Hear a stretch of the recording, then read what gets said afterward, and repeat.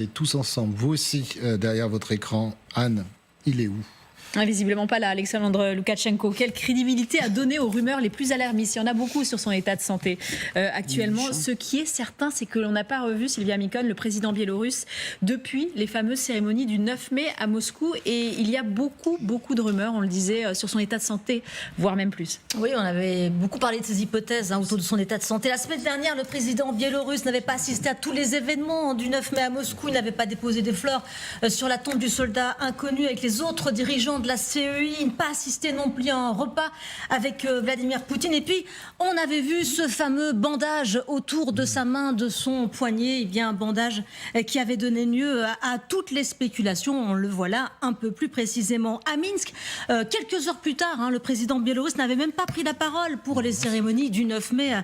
Également, il a laissé son ministre de la Défense aller à la tribune à sa place. Aucune explication à cette mise en retrait. Et depuis, effectivement, on ne l'a plus vu, et son agenda n'a pas été mis à jour cette semaine. Et puis hier dimanche, c'est son Premier ministre qui a lu à sa place un message lors de l'événement du drapeau national. L'année dernière, il avait prononcé un discours fleuve. Cette année, rien du tout. Son absence est le sujet numéro 1 des médias non officiels. Sylvia, on sait s'il a été hospitalisé ? En tout cas, c'est ce que dit l'Institut pour l'étude de la guerre. Le président Loukachenko aurait été hospitalisé à Minsk le 13 mai vers 19h. Des observateurs biélorusses indépendants indiquent aussi que le cortège du président a quitté cet hôpital vers 21h. Et puis quand on regarde ce que raconte également un correspondant du Kiev Post, il fait état d'un avion officiel russe qui transporte en général des hauts fonctionnaires du pays qui se seraient rendus à Minsk samedi et seraient repartis dimanche à Moscou. On ne sait pas qui était à bord, mais selon certains médias comme Nexta par exemple, ce sont des médecins qui font les allers-retours pour, semble-t-il, aller soigner Loukachenko.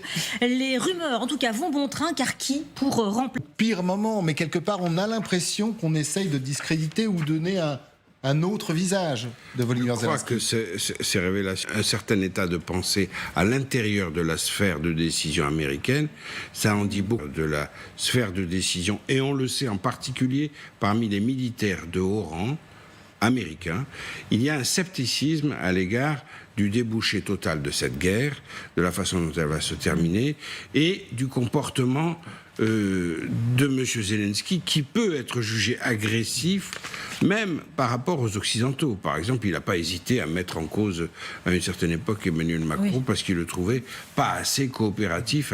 Mais pas que, disent que Loukachenko était devenu gênant, trop gênant, peut-être pour le Kremlin, qu'il faudrait quelqu'un de plus fiable à la tête de la Biélorussie si ce conflit devait durer. Ça, c'est une des hypothèses plutôt d'ordre complotiste. Et il faut dire que ce n'est pas la première fois qu'on spécule sur la santé d'Alexandre Loukachenko. Et il y a quelques années, il y a déjà eu pas mal de rumeurs sur son mauvais état de santé et une maladie grave qui pourrait effectivement raccourcir sa durée de vie. Donc ce n'est pas la première fois. Mais en revanche, aujourd'hui, c'est le contexte géopolitique qui attire autant d'attention à cette question de la santé. Et évidemment, vous avez l'opposition politique biélorusse, notamment l'opposition en exil, qui considère que ça peut être une opportunité pour un petit peu pousser vers les changements à l'intérieur du pays. Même malgré la maladie, le pouvoir vacant, est-ce que ça peut entraîner une contestation de la rue, un changement de pouvoir, qu'il soit militaire ou tout simplement de cette opposition maintenue en exil ?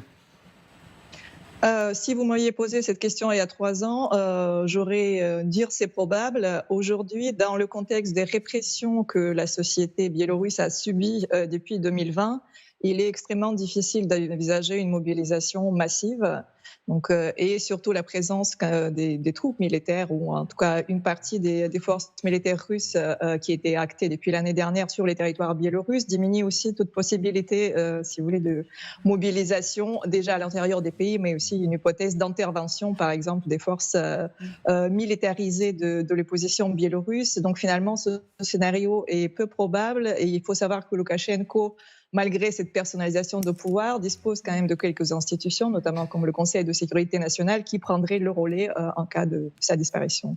Vous avez peut-être entendu Sylvia, le Kremlin dit que pour avoir des informations sur Loukachenko, il fallait se fier aux informations officielles. Or, on n'en a pas. Il n'y en a pas. Comment expliquer cela? Pourquoi le pouvoir biélorusse ne donne pas des nouvelles du président Loukachenko, ou une image n'essaye pas de rassurer, dans ce contexte que vous nous avez décrit, la population? On peut évoquer l'ancienne tradition soviétique. Vous savez qu'en Union soviétique, il fallait attendre souvent plusieurs jours avant l'annonce officielle de décès d'un haut dirigeant, où les informations sur la santé n'étaient communiquées qu'en compte-gouttes et souvent a posteriori. Je pense qu'on observe un petit peu ce type d'attitude de la part de l'entourage de Loukachenko, qui est dans l'incertitude, parce que certainement il y a un problème de santé. Mais après, on ne peut pas estimer véritablement leur gravité uniquement grâce aux images de télévision, mais il y a une forme d'attentisme. Et cet attentisme prête à beaucoup effectivement de spéculations et d'hypothèses. Imaginons que Loukachenko vient à disparaître, vient à décéder. Est-ce que Vladimir Poutine penserait à quelqu'un pour le voir à la tête de la Biélorussie, un remplaçant, un Loukachenko bis? Non, je n'ai pas eu de projet de la part de Vladimir Poutine. En tout cas, il n'y a pas de candidat qui a été pressenti par Loukachenko lui-même, même si on parle parfois de son fils aîné, qui est Viktor Loukachenko. D'ailleurs, pendant très longtemps, on spéculait beaucoup sur la succession de son Benjamin, qui est Nicolas Loukachenko, mais qui est beaucoup trop jeune, qui a aujourd'hui une vingtaine d'années. Mais en revanche, donc, parmi les trois fils, c'est le fils aîné, Viktor, qui éventuellement pourrait se positionner en tant que successeur. Mais vous savez, comme dans tous les régimes autoritaires, derrière la façade, il est très difficile de savoir quelles sont les batailles à l'intérieur des différents groupes de l'élite politique biélorusse. Mais en tout cas, il y a une forme de certitude sur le fait qu'ils vont essayer quand même de garder au maximum le pouvoir et empêcher toute mobilisation et toute contestation. Par ailleurs, il n'est pas vraiment dans l'intérêt de Loukachenko aujourd'hui de changer, de risquer cette forme d'instabilité en Biélorussie, qui reste quand même un pays important aujourd'hui face à la confrontation avec les pays occidentaux. Merci beaucoup d'avoir été avec nous, Olga Gilbelova. À très bientôt sur le plateau de ce 12-15. C'est intéressant ce qui vient d'être dit, parce que est-ce que aujourd'hui Poutine a besoin de Loukachenko et d'un Loukachenko en pleine forme? Plus ou moins, mais il faut reconnaître que Loukachenko n'est pas un allié docile. Oui. De temps en temps, il lui arrive de sortir une phrase qui doit embarrasser Poutine. Il l'a fait à plusieurs reprises ces derniers temps. Qui plus est, c'est un président illégitime qui doit d'ailleurs tout à Poutine. Et rappelez-vous, les Biélorusses se sont soulevés au moment de l'élection, puisque ce n'est pas lui qui a gagné l'élection, c'est la personne qui est dans l'opposition. Et moi, je me demande, alors, est-ce qu'il va démissionner un jour? Est-ce qu'il va mourir? Enfin, on ne connaît pas l'avenir. Mais si un jour il n'était plus au pouvoir, je me demande si justement les Biélorusses n'en profiteraient pas pour installer enfin une personne qui serait légitime cette fois. Vous avez vu, quand on a posé quand même la question, je vous laisse la parole, hein, mais à la spécialiste, il y a 3 ans, elle aurait dit peut-être oui, mais la répression de ce régime de terreur a été telle que là, l'opposition n'existe plus. En exil peut-être, mais... Elle existe parce que la présidente élue, en fait, démocratiquement, Svetlana Tikhanovskaya, on l'a vu. Il s'est passé quelque chose d'important en Allemagne, tout de même, à l'occasion de la remise du prix Charlemagne, c'est qu'elle était là et elle a rencontré Volodymyr Zelensky. C'était la première fois. Donc c'est à noter aussi que cette figure-là, qui était plutôt discrète et qui avait été oubliée, j'ai un souvenir de l'avoir accueillie à Paris lors d'une manifestation en soutien à l'Ukraine le 24 février, personne ne la connaissait et personne n'a souligné sa présence, qui était pourtant très importante, qui a beaucoup buzzé à l'époque plus à l'Est, on va dire, mais en tout cas elle était là au milieu des grandes figures européennes, et ça faisait longtemps qu'on ne l'avait pas vue dans un tel décorum. Donc, vous voulez dire qu'il pourrait y avoir une association entre l'opposition biélorusse et l'Ukraine dans un changement... Factuellement, je dis qu'ils se sont serrés la main, qu'ils se sont rencontrés, qu'ils se sont vus dans un cadre tout à fait officiel. Elle a déjà son gouvernement sous la main. Et manifestement, elle est prête à endosser le costume s'il le faut. Je dis juste qu'en fait, cette scène ne s'était pas produite avant. Alors, si on laisse de côté les thèses complotistes avec un Loukachenko qui aurait peut-être trop pris de polonium, on peut se dire que c'est un sale coup pour Poutine ? Je pense que ça tombe vraiment mal, probablement pour lui.